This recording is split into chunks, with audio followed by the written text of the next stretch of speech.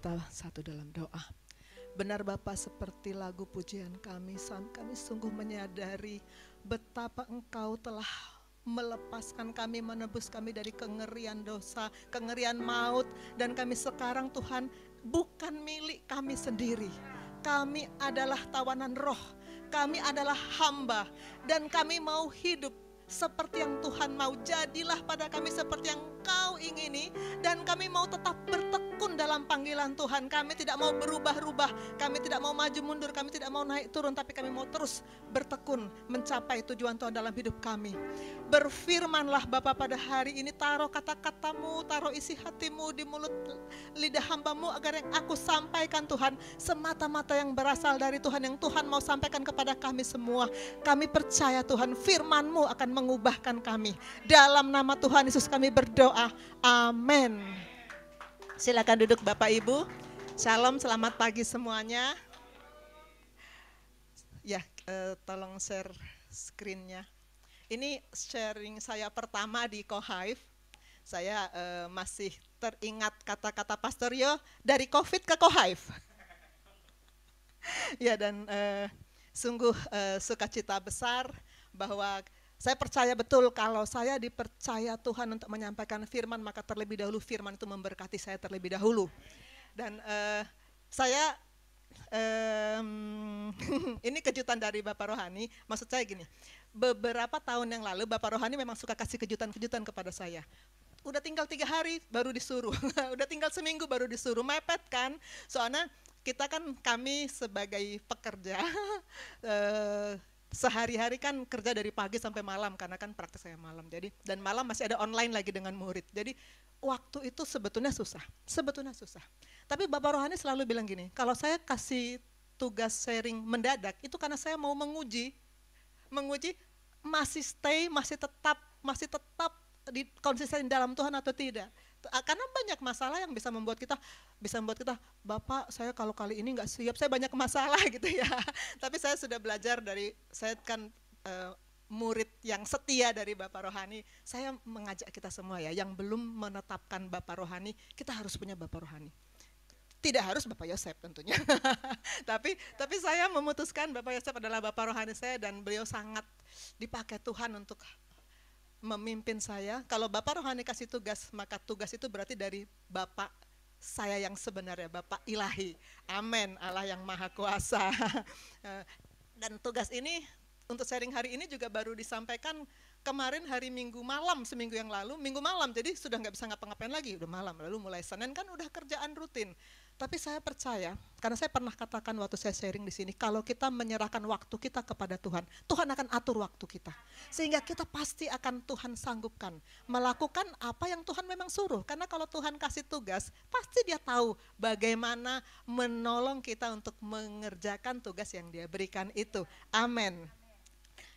Ketika Bapak Rohani memberi tugas kepada saya untuk sharing, saya dan anak-anak, kami kan tiap malam memang ada ibadah bersama, dan kami sedang membaca rutin Alkitab. Ini sudah saya ceritakan dari beberapa tahun yang lalu, dan kami ketika itu sedang ada di kitab Wahyu, dan karena itu yang sedang kami renungkan, sedang kami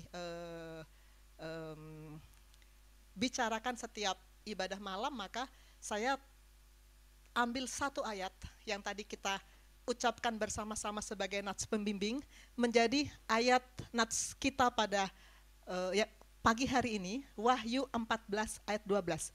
Mari kita baca bersama-sama Wahyu 14 ayat 12. Yang penting di sini ialah ketekunan orang-orang kudus yang menuruti perintah Allah dan iman kepada Yesus.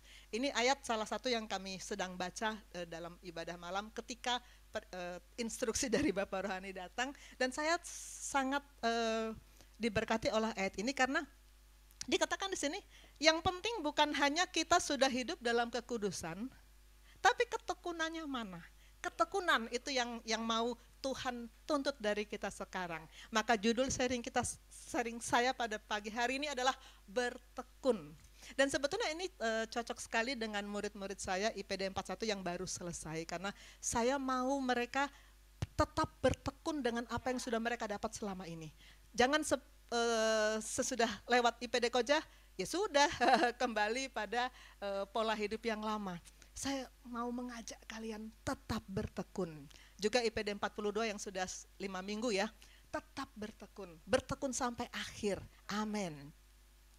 Ya, kita baca bersama Wahyu 14, satu perikop. Saya baca ayat-ayat yang ganjil, Bapak Ibu baca ayat-ayat yang genap. Dan aku melihat, sesungguhnya anak domba berdiri di Bukit Sion dan bersama-sama dengan dia 144.000 orang, dan di dahi mereka tertulis namanya dan nama Bapanya. Dan aku mendengar suatu suara dari langit bagaikan desau air bah dan bagaikan deru guru yang dahsyat. Dan suara yang kudengar itu seperti bunyi pemain-pemain kecapi yang memetik kecapinya. Mereka menyanyikan suatu nyanyian baru di hadapan tahta dan di depan keempat makhluk dan tua-tua itu, dan tidak seorang pun dapat mempelajari nyanyian itu selain daripada 144.000 orang yang telah ditebus dari bumi itu. Mereka adalah orang-orang yang tidak mencemarkan dirinya dengan perempuan-perempuan, karena mereka murni sama seperti perawan. Mereka adalah orang-orang yang mengikuti anak domba itu kemana saja ia pergi. Mereka ditebus dari antara manusia sebagai korban-korban sulung bagi Allah dan bagi anak domba itu. Dan di dalam mulut mereka tidak terdapat dusta, mereka tidak bercela. Dan aku melihat seorang malaikat lain terbang di tengah-tengah langit, dan padanya ada Injil yang kekal untuk diberitakannya kepada mereka yang diam di atas bumi, dan kepada semua bangsa dan suku dan bahasa dan kaum. Dan ia berseru dengan suara nyaring, takutlah akan Allah dan muliakanlah dia, karena telah tiba saat penghakimannya, dan sembahlah dia yang telah menjadikan langit dan bumi dan laut dan semua mata air. Dan seorang malaikat lain, malaikat kedua menyusul dia dan berkata, sudah rubuh Babel, kota besar itu, yang telah memabukkan segala bangsa dengan anggur hawa nafsu cabulnya. Dan seorang malaikat lain, malaikat ketiga menyusul mereka dan berkata dengan suara nyaring, jikalau seseorang menyembah binatang dan patungnya itu dan menerima tanda pada dahinya atau pada tangannya, maka ia akan minum dari anggur murka Allah yang disediakan tanpa campuran dalam cawan murkanya, dan ia akan disiksa dengan api dan belerang di depan mata malaikat-malaikat kudus dan di depan mata anak domba. maka asap api yang menyiksa mereka itu naik ke atas sampai selama-lamanya, dan siang malam mereka tidak henti-hentinya disiksa, yaitu mereka yang menyembah binatang serta patungnya itu, dan barang siapa yang telah menerima tanda namanya. Amin. Saudara, kalau kita baca kitab Wahyu, apa yang terpikir ya? Pertama, kalau buat saya pribadi ya, susah ya ngerti. Susah ngerti, apalagi saya kan bukan orang Farisi dan ahli Taurat. Saya nggak belajar loh tentang itu, yang saya belajar patofisiologi penyakit-penyakit. Jadi saya merasa, wah ini memang susah. Tapi karena dari dulu saya sudah diajar bahwa kita harus membaca seluruh firman, kami pun baca Wahyu. Dan selain susah, ngeri-ngeri ya. Ngeri-ngeri karena ngebayangin bahwa suatu saat memang akan terjadi loh, penghakiman terakhir itu pasti akan terjadi loh. Kita sudah siap atau belum? Nggak ada yang tahu waktunya. Kalau tiba-tiba 2 jam lagi Tuhan, enggak 2 jam, 5 menit lagi Tuhan Yesus datang, siap nggak kita? Kalau kita baca di sini ya, bahwa ada dua kelompok manusia. Yang pertama adalah yang 144.000 orang, dan di dahi mereka tertulis namanya dan nama Bapanya. Sebetulnya ini bikin, kalau untuk orang yang kayak saya ya, masih yang awam banget, saya juga mikir gini, apa memang nanti hanya 144.000 orang yang selamat? Pastinya enggak ya. Tapi yang terpilih itu ada tanda di dahinya, nama anak dan nama bapa. Dan selain itu ada lagi sekelompok lagi yang juga ada tanda di dahinya loh. Kita lihat di ayat 9. Dan seorang malaikat lain, malaikat ketiga menyusul mereka dan berkata dengan suara nyaring, jika seseorang menyembah binatang dan patungnya itu, menerima tanda pada dahinya atau pada tangannya. Tanda apa yang kita miliki itu menentukan nanti kita masuk kelompok yang mana. Siapkah kita? Pasti kita kalau ditanya, kamu mau tanda yang mana? Pasti semuanya pilih tanda yang pertama dong. Mana mungkin kita mau pilih tanda yang kedua. Sama dengan ketika saya tanya sama anak-anak murid saya dalam pelayanan pribadi, kamu cinta Yesus apa enggak? Semuanya 100% jawab cinta Yesus. Tapi kalau ditanya, Buktinya apa? Mulai terdiam toh. Kemarin sharingnya Hana bagus sekali ya, waktu pelayanan pribadi Hana dengan gampang bilang saya cinta Yesus, tapi begitu ditanya buktinya kan mikir apa aku melakukan seperti yang di Yohanes 14 ayat 15 itu ya, yang sekian minggu yang lalu jadi khotbah utama Bapak Rohani. Apa aku sudah seperti itu? Kita sekarang mau menjadi kelompok yang pertama, pasti. Nggak akan ada yang mau kelompok yang kedua. Saya mau tahu yang mau kelompok yang pertama yang mana. Semua pasti angkat tangan. Ada yang nggak angkat tangan. Pasti semuanya mau kelompok yang pertama. Yang ditanda di dahi kita adalah namanya dan nama bapaknya. Pasti, kita nggak mau yang kedua. Nah, tapi orang-orang yang seperti apa yang termasuk kelompok yang pertama? Kita lihat di sini. Pertama, mereka adalah orang-orang yang tidak mencemarkan dirinya. Tidak mencemarkan dirinya artinya apa? Hidup kudus. Hidup kudus. 1 Petrus 1 ayat 15 sampai 16, Krobil bisa baca? 1 Petrus pasal 1 ayat 15 sampai 16. Tetapi hendaklah kamu menjadi kudus di dalam seluruh hidupmu sama seperti Dia yang kudus, yang telah memanggil kamu. Sebab ada tertulis, kuduslah kamu, sebab aku kudus. Dalam sharing saya beberapa sesi yang lalu, saya pernah menampilkan ayat-ayat apa yang dianggap orang sulit ya. Ini termasuk ayat yang saya yakin dianggap orang sulit. Mana mungkin sih kita hidup kudus, kita kan masih di dunia gitu ya. Masih di dunia, ya jatuh bangun lah gitu ya. Tetapi firman ini berkata, kamu harus hidup kudus. Hendaklah kamu menjadi kudus. Kuduslah kamu sebab aku kudus, kata Bapak. Nggak dikatakan gini, kalau situasi memungkinkan ya kudus dong, tapi kalau ada apa-apa ya kompromi sekali-sekali ya sutralah, nggak gitu ya. Coba cek di Alkitab masing-masing apa ada kompromi. No, tidak ada. Tidak ada. Karena orang suka bilang gini, aku jatuh kali ini, tapi kan orang lain juga sama-sama juga. Mana ada yang nggak berbuat dosa? Lihat di Alkitab, semua tokoh-tokoh Alkitab berbuat dosa. Ada yang bilang begitu. Lihat dulu waktunya ya, apakah itu sebelum atau sesudah mendeklarasikan saya milik Kristus. Kalau sesudah mendeklarasikan saya milik Kristus, gak ada kompromi. Hiduplah kudus, karena Dia kudus. Gak boleh hidup dalam kecemaran. Gak boleh. Bisa gak? Bisa. Pasti bisa. Karena Allah sudah memberi kita segala sesuatu yang berguna untuk hidup saleh dalam 2 Petrus 1 ayat 3. Yang kedua, mengikuti anak domba itu kemana saja ia pergi. Kalau kita mau masuk di kelompok pertama, kita harus mengikuti anak domba itu kemana saja dia pergi. Ini sharing saya yang sebelum ini, follow Jesus. Ikut Yesus bukan hanya secara ya Tuhan kemana kita ikut jalan seperti koas kalau di rumah sakit ya, saya kemana mereka ikut gitu ya, ikut. Bukan cuman itu. Tetapi setiap perkataan Kristus juga harus kita ikuti, kita lakukan. Dan Tuhan Yesus berkata, kalau kamu mau ikut aku, kamu harus apa? Sangkal diri, pikul salib. Ingat kemarin bagaimana sangkal diri, bagaimana pikul salib? Ngaku-ngaku ikut Yesus, sangkal diri, pikul salib. Katakan bahwa aku bukan milik aku lagi.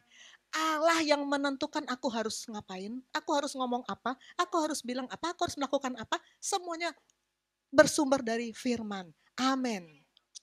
Dan kemudian yang ketiga, tidak dalam mulut mereka tidak terdapat dusta. Oh, saya sih bukan pembohong. Saya bukan pendusta, tapi kalau ada sesuatu, kalau sebagai dokter ya, yang paling sering bohong putih itu kalau kita ada di rumah sakit A, lalu rumah sakit B telepon, kita sudah jam praktek nih. Dokter udah di mana? Kita bilang gini, sudah mau masuk lapangan parkir. Padahal kita masih di rumah sakit B. Itu sering. Karena belum selesai kerja di sini, tapi sudah jam praktek. Itu bohong-bohong putih. Saya juga harus bertobat. Dulu juga saya suka begitu. Saya sudah masuk parkir, padahal masih jauh di jalan.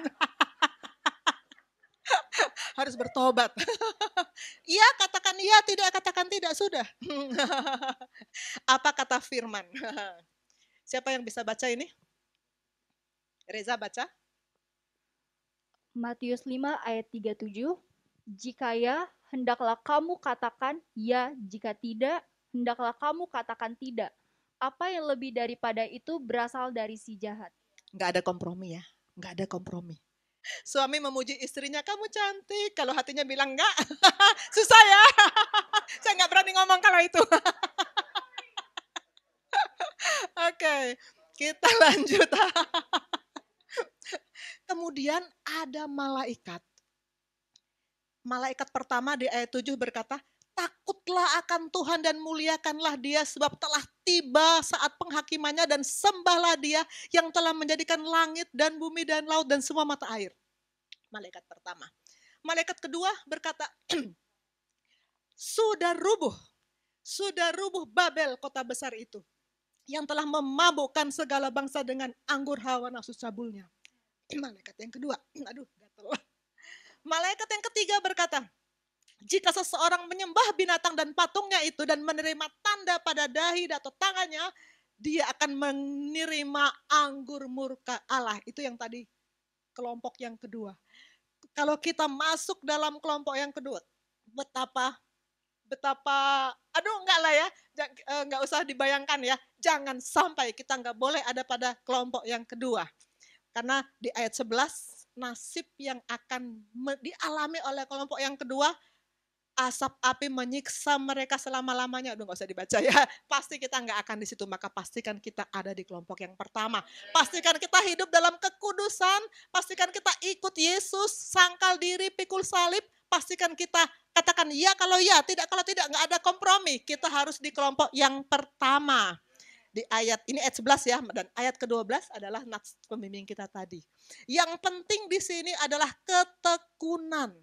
Saya sudah hidup kudus, oke, tapi Tuhan nggak cukup sampai di situ. Bertekun artinya ya terus menerus. Ketekunan orang-orang kudus yang mengikuti perintah Allah.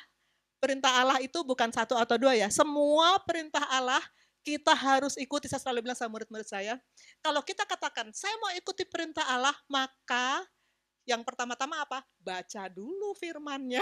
Mana mungkin kita bisa ikuti kalau kita baca baru 1, 2, 3 kitab di depan atau 4, 5, 6 kitab di tengah. Kita kan belum tahu perintah yang lain apa.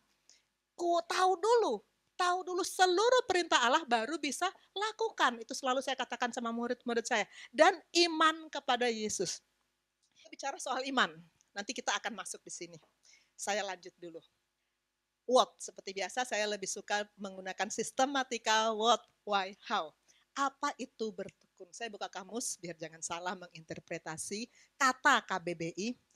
Bertekun itu artinya berkeras hati dan sungguh-sungguh belajar, sungguh-sungguh berusaha, sungguh-sungguh berkeras hati. Apapun yang mengganggu, kita tidak boleh beralih.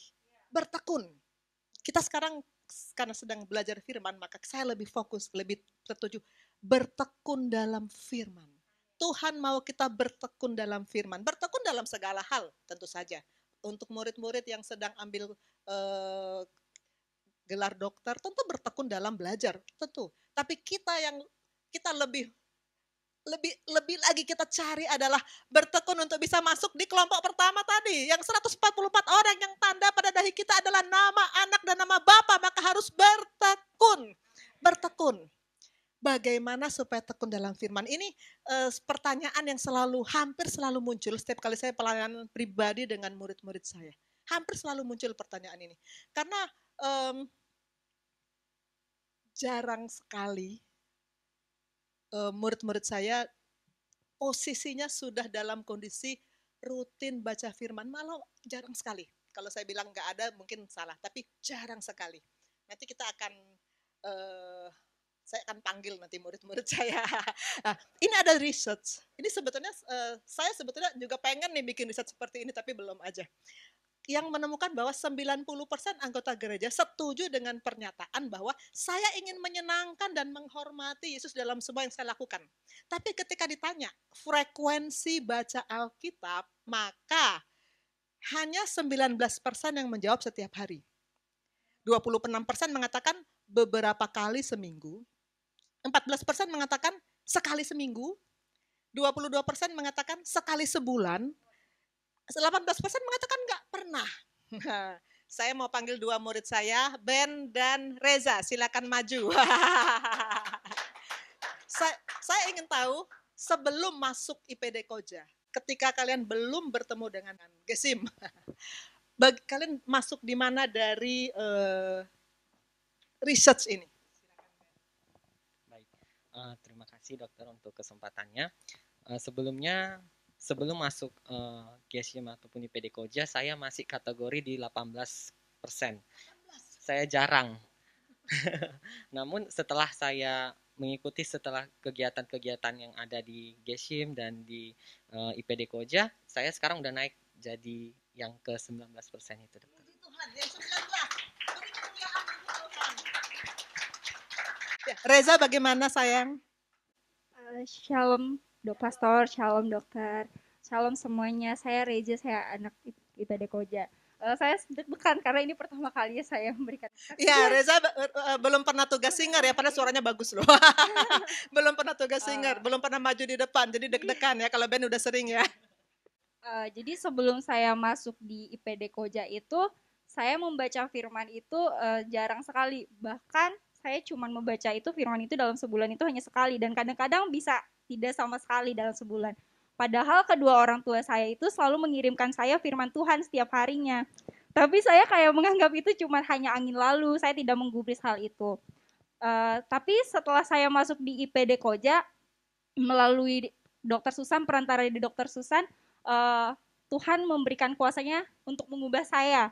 Melalui Amin. acara pemuritan, komsel, saya sekarang, puji Tuhannya, saya bisa membaca firman setiap harinya, Puji Tuhan.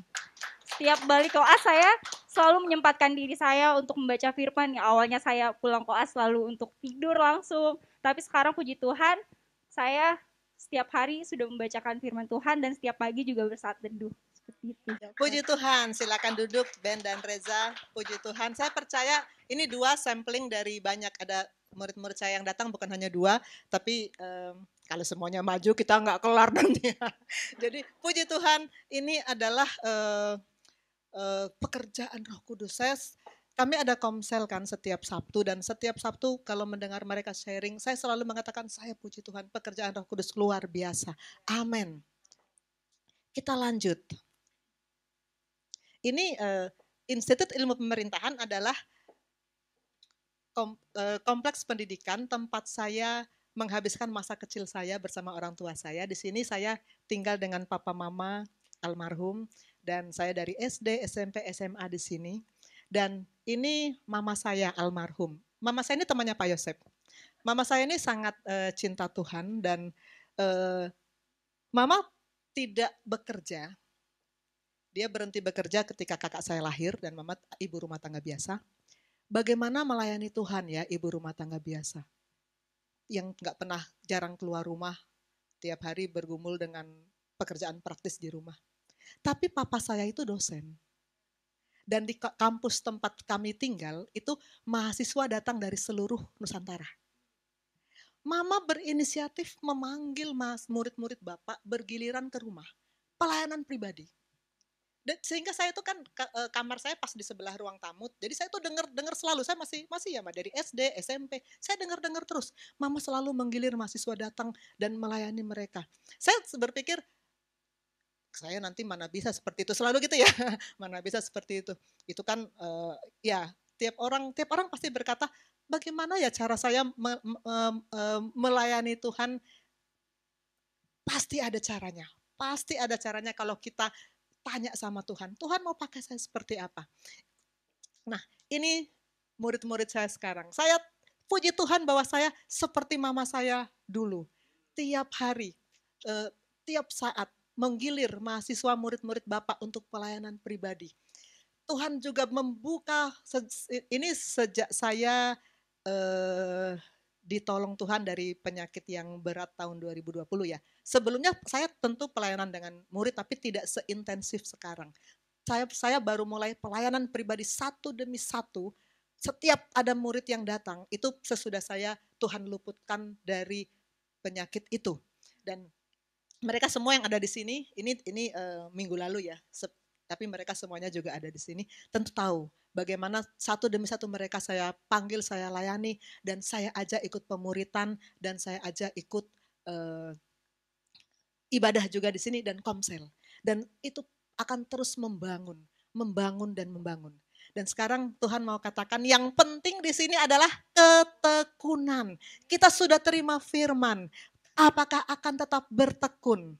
Ini adalah ayat yang saya sangat suka, selalu pasti bawakan juga kepada pasien. Semua kita tahu ayat ini ya, Wahyu 3 ayat 20, mungkin siapa yang mau baca? Nathan, silakan. Lihat, aku berdiri di muka pintu dan mengetuk. Jikalau ada orang yang mendengar suaraku dan membukakan pintu, aku akan masuk, mendapatkannya, dan aku akan makan bersama-sama dengan dia, dan ia bersama-sama dengan aku. Saya sudah kenal ayat ini lama. Dan saya tentu tahu, dan kita semua pasti tahu bahwa yang dimaksud di sini adalah kita buka pintu hati, terima Yesus, itu yang namanya lahir baru. Tapi ketika saya semakin banyak menyampaikan ayat ini kepada murid-murid saya dan juga kepada pasien-pasien saya lebih paham arti yang nomor 2, kalimat yang nomor 2, bahwa Tuhan masuk dalam hidup kita bukan lalu santai-santai dan diam-diam saja dan tidak melakukan apa-apa, bukan. Tuhan mau di dalam hidup kita melakukan aktivitas makan bersama-sama. Makan bersama-sama. Saya selalu tanya pada murid-murid saya, Nathan, apakah kemarin kamu makan? Jawabnya, makan. Nathan, tadi pagi kamu makan? Makan. Besok kamu niatnya mau makan enggak? Makan. Itulah yang Tuhan mau. Pertemuan dengan Tuhan itu seperti kita makan 3 kali sehari. Kalau kamu berhenti makan, apa yang terjadi? Lemes lah. Karena kita nggak bisa bilang, saya sudah makan. Jadi untuk sebulan saya nggak perlu makan lagi. Nggak bisa. Makan adalah kegiatan yang memang harus kita lakukan tiap-tiap hari. Begitu juga dengan Tuhan.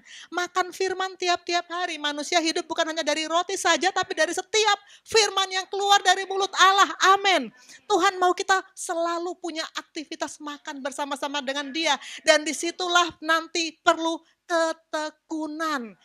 Jangan berhenti hanya sampai selesai di IPD Koja, jangan berhenti hanya sampai selesai khotbah, tapi dalam hidup kita setiap hari 24 jam sehari, 7 hari seminggu, itu harus menjadi kehidupan kita. Amin. Ini Bapak Gembala, salah satu inspirasi yang selalu muncul di WA grup kita. Ini sangat memberkati saya dan pasti kita semua. Kapan sih waktu yang paling tepat untuk bertekun dalam firman? Banyak orang, saya juga sebelum masuk GSIM ini, saat teduhnya malam. Saat teduh malam apa sih yang terjadi?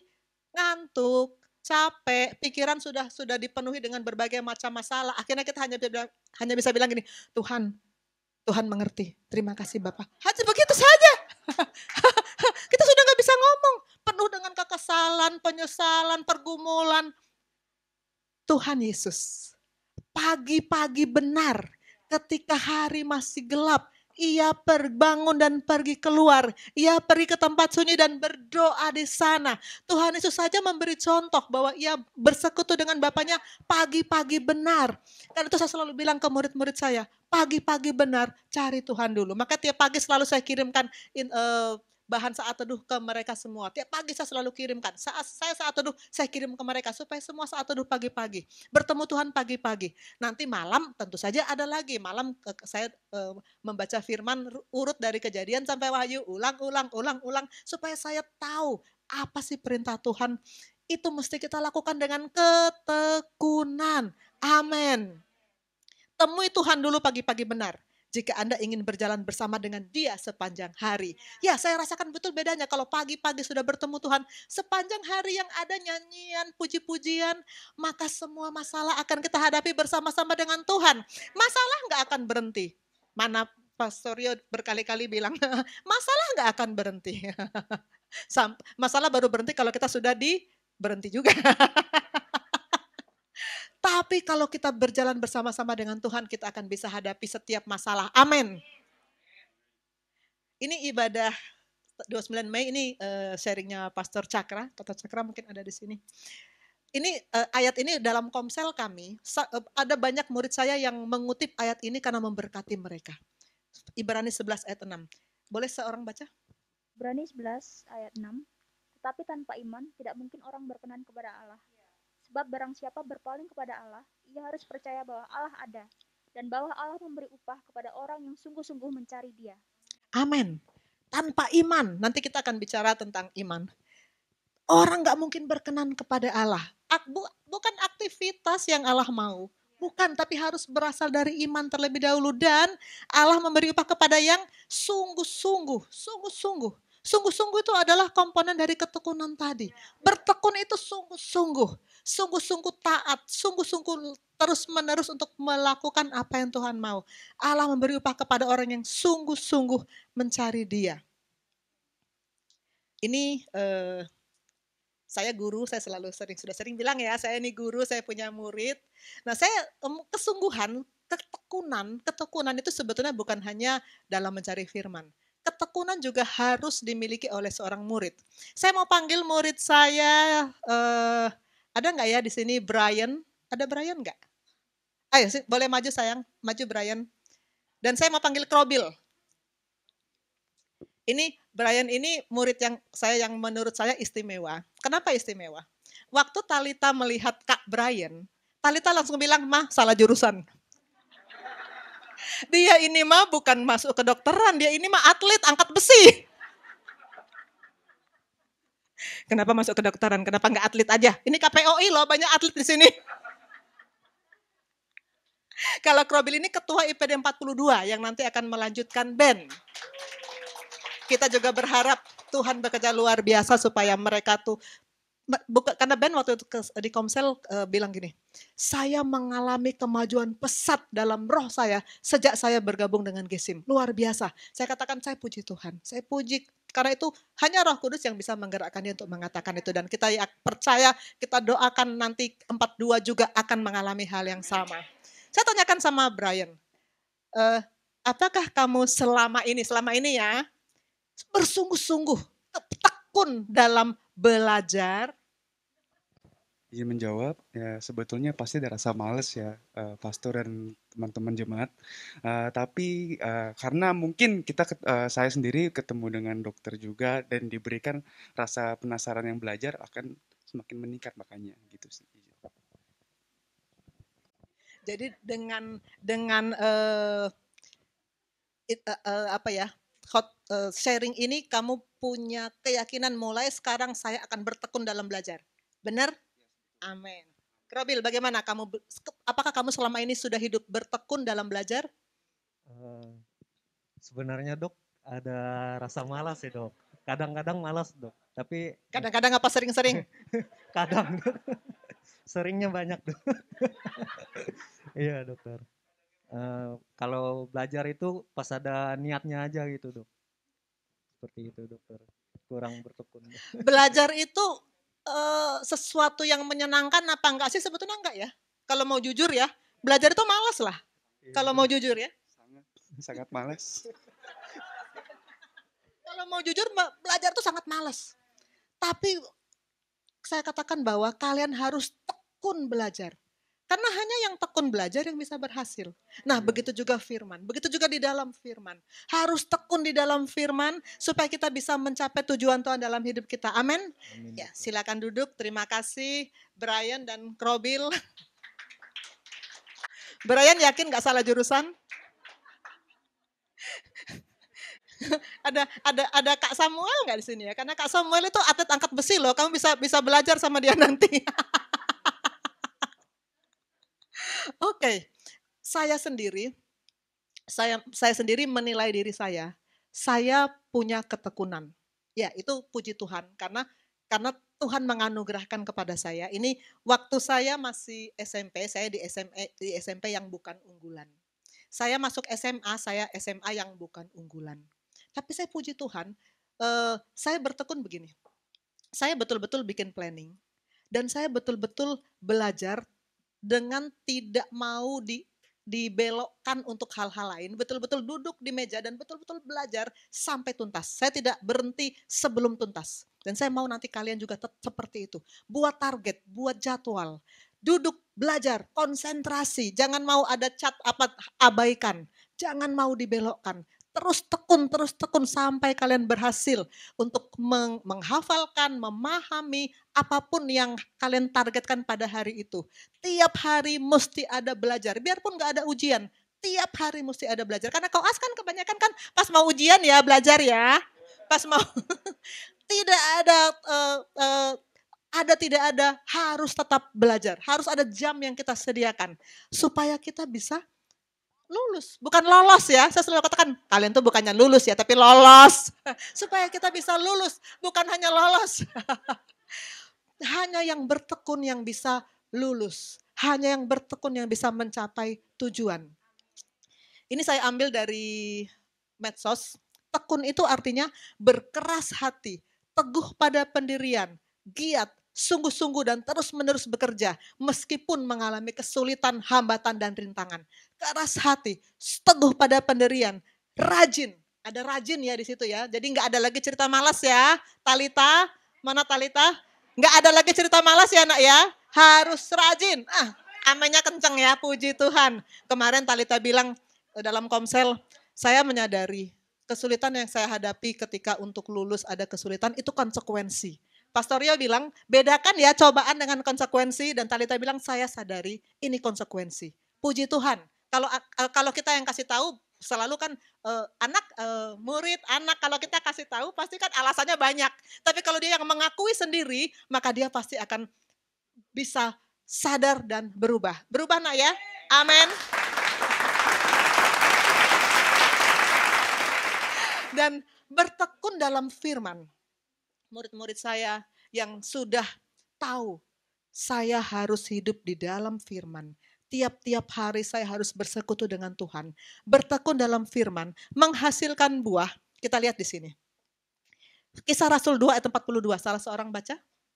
Kisah Rasul 2 ayat 42. Mereka bertekun dalam pengajaran rasul-rasul dan dalam persekutuan, dan mereka selalu berkumpul untuk memecahkan roti dan berdoa. Kalau kita baca Kisah Rasul pasal 2 ini rasanya indah banget ya.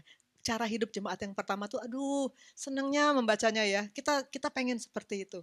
Dan kita memang harus seperti itu. Bertekun dalam pengajaran, saya selalu mengajak murid-murid saya dalam pengajaran ini Pastor Rio. Saya puji Tuhan, berterima kasih Pastor Rio dipakai Tuhan luar biasa. Kita ada pengajaran bagaimana melayani pasien. Tapi sebetulnya bukan hanya melayani pasien, tapi bagaimana terus terhubung dengan firman. Kita supaya, karena kalau kita terhubung dengan firman, maka kita pasti bisa menyalurkan, melayani siapapun juga. Saya salah satu yang saya puji Tuhan, Ben dalam pelayanan pasien, ya tentu saja ada pengajaran ya. Saya ajarkan bahwa pasien itu sebetulnya bukan butuh kata-kata penghiburan. Tuhan akan sembuhkan, bukan itu yang penting. Yang penting kalau dia belum terima Yesus, tantang dia terima Yesus. Dan Ben sudah 2 kali menantang pasien terima Yesus dan pasien terima Yesus, puji Tuhan, beri kemuliaan untuk Tuhan. Itu sesuatu yang memang itu yang Tuhan tuntut dari kita. Membawa jiwa kepada Tuhan. Bukan hanya menghibur-hibur pasien, Tuhan pasti sembuhkan, gak penting. Orang sakit sembuh, sakit lagi kok. Bahkan orang mati, bangkit, sekarang mana Lazarus? Udah mati. Itu bukan mujizat yang membuat sorga bersorak-sorai. Tapi kalau ada orang yang terhilang, menerima Yesus sebagai juru selamat, itu yang membuat sorga bersorak-sorai. Amin. Dan dalam persekutuan, maka saya senang sekali murid-murid saya setia untuk ikut komsel. Karena di komsel kita bisa mendengar sharing satu sama lain. Luar biasa, saya selalu puji Tuhan ada Pastor Jerry yang selalu hadir membimbing kami. Terima kasih Pastor. Setiap kali murid saya sharing di komsel, saya selalu katakan saya puji Tuhan. Ini pekerjaan Roh Kudus.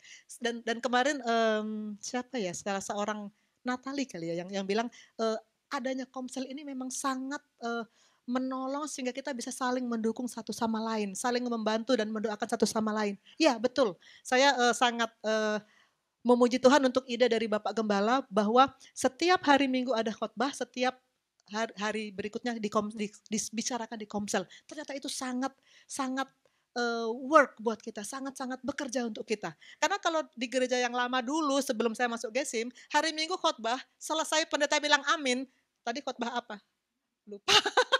Lupa tadi khotbah apa? Apalagi mau dibicarakan di komsel, nggak ada. Tapi dengan cara seperti ini luar biasa, persekutuan kita terbangun dan kita bisa semakin bertumbuh di dalam Tuhan. Amin.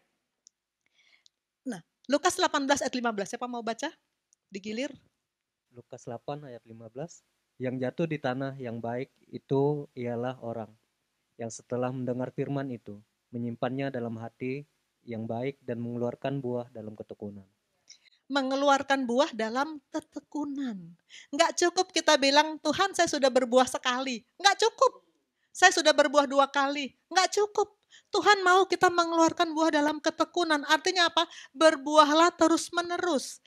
Saya pernah melayani pasien, ibu-ibu udah usia 70-an. Saya di ruangannya nggak ada Alkitab. Dia orang Manado. Di ruangannya nggak ada Alkitab.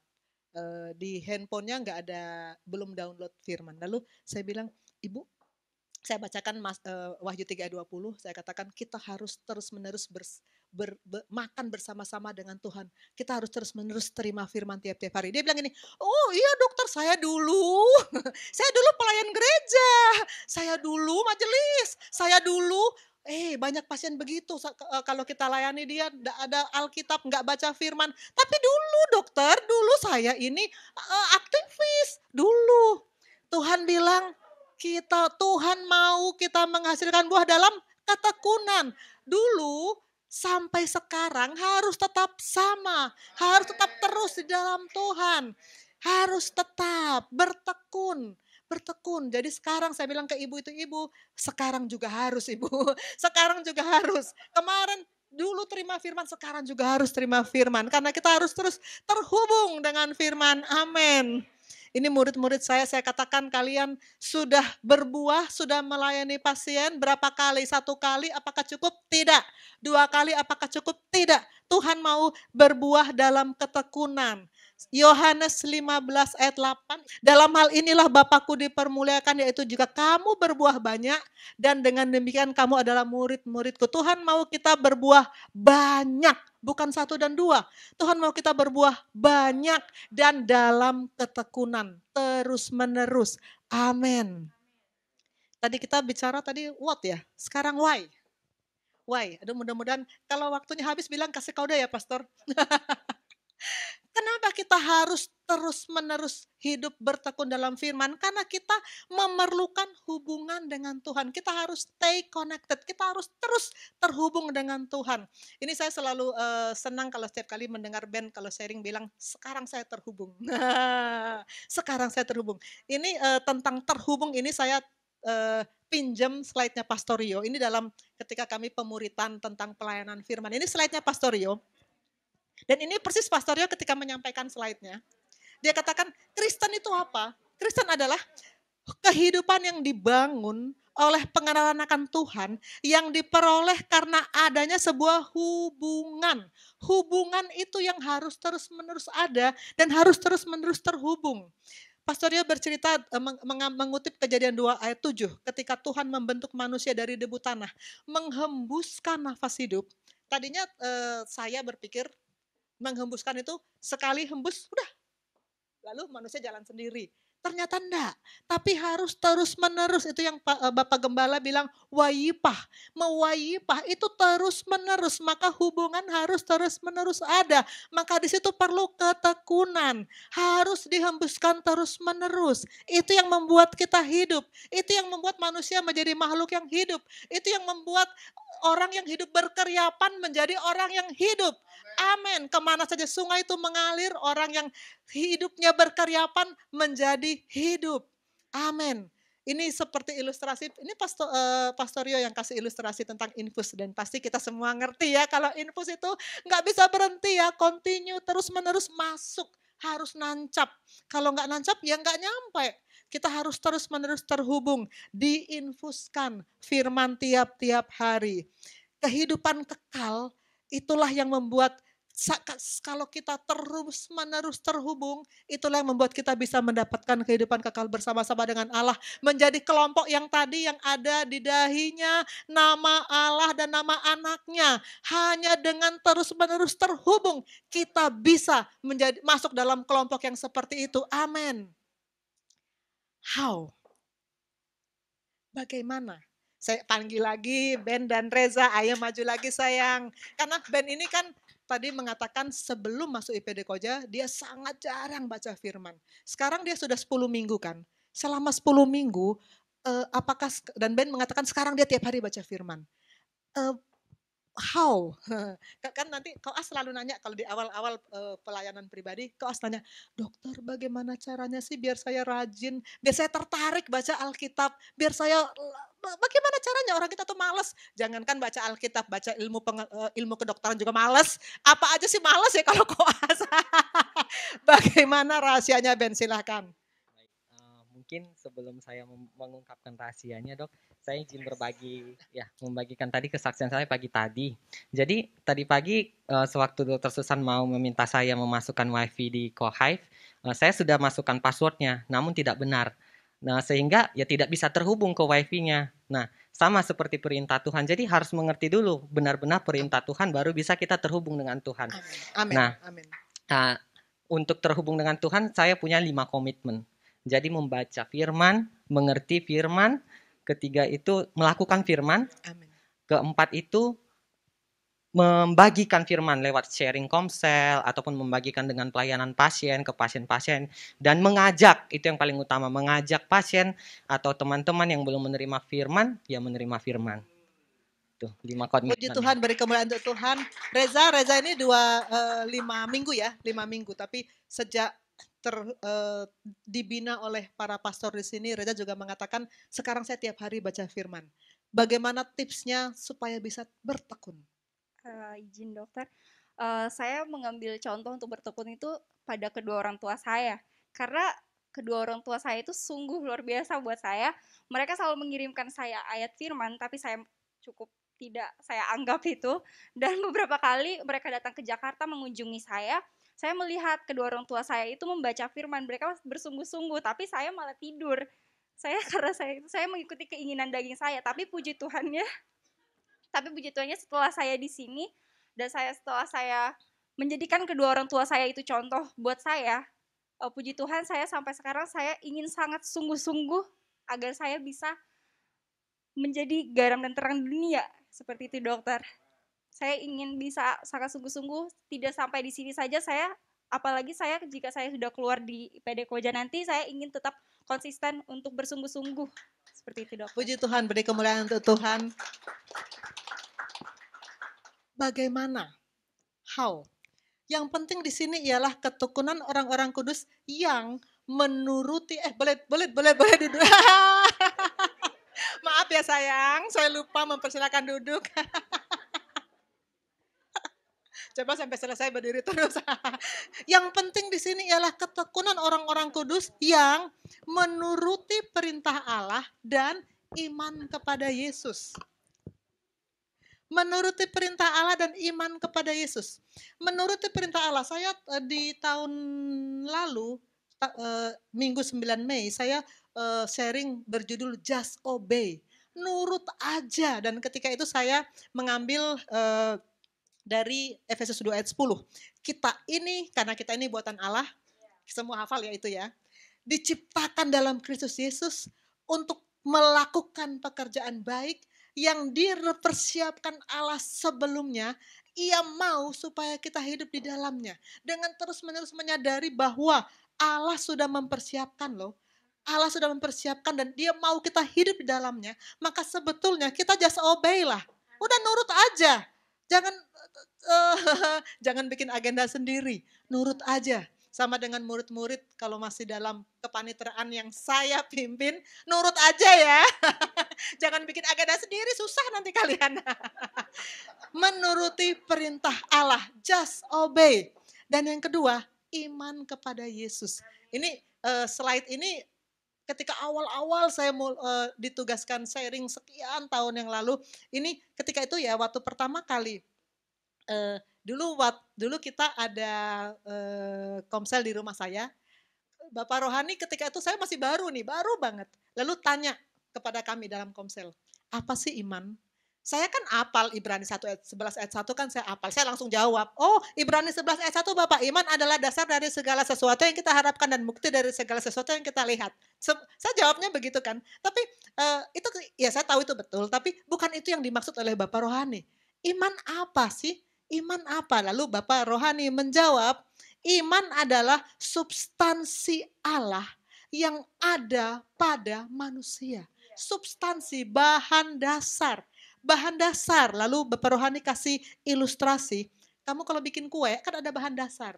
Nah, ini contoh ya, sebentar lagi jam makan. Nah, ini contoh satu kue, ada bahan dasarnya. Ini kue yang dikasih waktu saya ulang tahun dulu ya, lucu ya. Ada bahan dasarnya. Ada tepung terigu, ada gula pasir, ada margarin, macam-macam.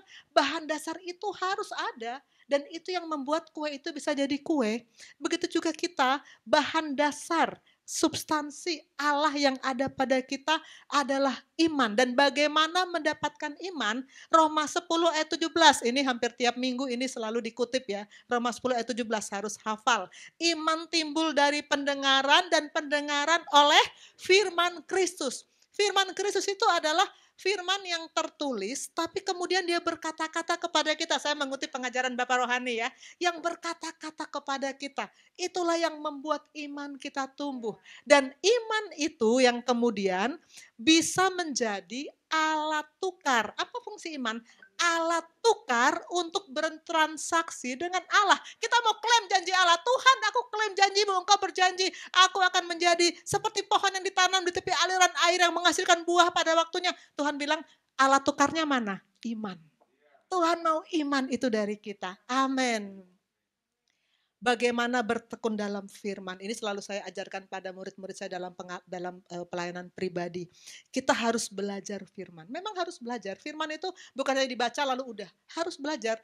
Sediakan kertas, bolpen, konkordansi, buka kalau perlu buka Google, lihat tulisan orang tentang itu. Belajar memang seperti kita belajar ilmu kedokteran, belajar firman. Lalu kita harus mendengar firman.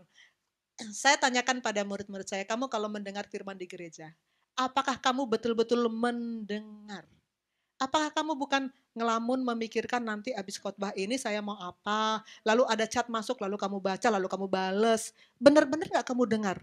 Di gereja yang lama, maksudnya di gereja sebelum masuk di sini. Dan rata-rata mengaku, iya dokter. Iya, rata-rata mengaku. Dan saya juga dulu begitu sebelum masuk di sini. Gereja ada pendeta khotbah, saya seperti mendengar tapi tidak mendengar. Maka saya katakan kepada murid saya, mulai sekarang kalian harus mendengar dengan telinga seorang murid. Mendengar seperti seorang murid mendengar pengajaran dari Bapak Rohani, dari pelayan firman.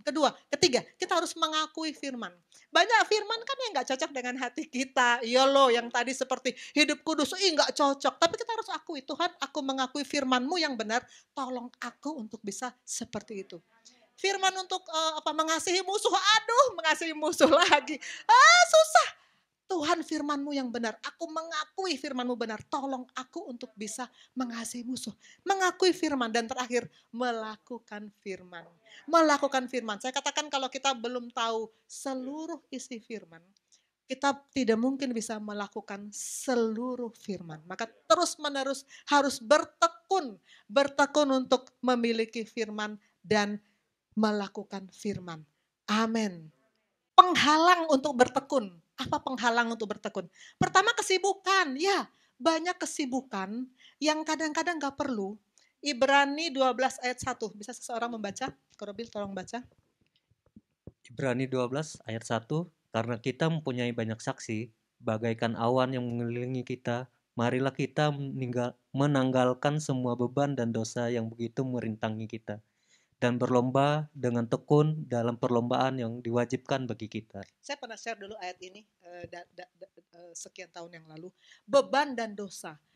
Banyak kegiatan, saya sendiri bertobat, banyak kegiatan yang menjadi beban. Bukan kegiatan yang berdosa sih, tapi membebani, membuat saya tidak bisa fokus kepada Tuhan. Dan itu membuat kesibukan kita terlalu banyak sampai kita sulit untuk bertekun dalam Tuhan. Kita harus bisa memilah-milah mana yang memang betul-betul perlu, mana yang gak perlu, udah buang aja. Jangan sampai kesibukan yang terlalu banyak membuat kita gak bisa bertekun dalam firman. Kedua, masalah atau pergumulan. Banyak orang kalau sharing di Komsel seru ya. Ada yang bilang gini, saya kalau ada masalah, saya nggak bisa berdoa. Saya nggak bisa fokus. Sebaliknya ada yang bilang gini, kalau saya sebaliknya. Kalau sedang aman-aman saja, saya asik dengan merasa zona nyaman, saya malah lupa Tuhan. Beda-beda, selalu saja ada alasannya, padahal intinya sebetulnya memang males. Nah, masalah pergumulan bisa menghalangi kita untuk tekun dalam firman. Dibelokkan, perhatian kita dibelokkan. Dalam minggu ini saya ada masalah yang berat. Saya ada cerita ke Bapak Rohani. Tapi saya nggak mau dibelokkan. Saya mau katakan, Tuhan, masalah boleh datang, tapi aku mau tetap tekun, tetap mencari Tuhan, tetap fokus pada Tuhan, dan aku mau mencapai tujuan Tuhan. Amin. Jangan sampai masalah membelokkan kita dari ketekunan untuk bertekun di dalam firman. Amin. Kesimpulan pertama, kita harus bertekun dalam firman karena kita memerlukan hubungan yang terus-menerus dengan Allah. Kedua, kita harus menuruti perintah Allah, just obey. Dan kita harus memelihara iman. Karena iman adalah alat tukar untuk mendapatkan penggenapan janji-janji Tuhan. Amin. Mari kita berdoa. Bapa di sorga, terima kasih firman-Mu telah datang. Aku percaya firman-Mu tidak akan kembali dengan sia-sia. Aku berdoa untuk jemaat-Mu di sini Tuhan. Tolong kami. Kami sudah Tuhan pimpin untuk mendapatkan firman-Mu, mendapatkan hidup di dalam Tuhan. Kami mau hidup dalam kekudusan. Kami mau hidup pikul salib, sangkal diri. Kami mau hidup dalam kebenaran. Dan tolong kami untuk sekarang bertekun.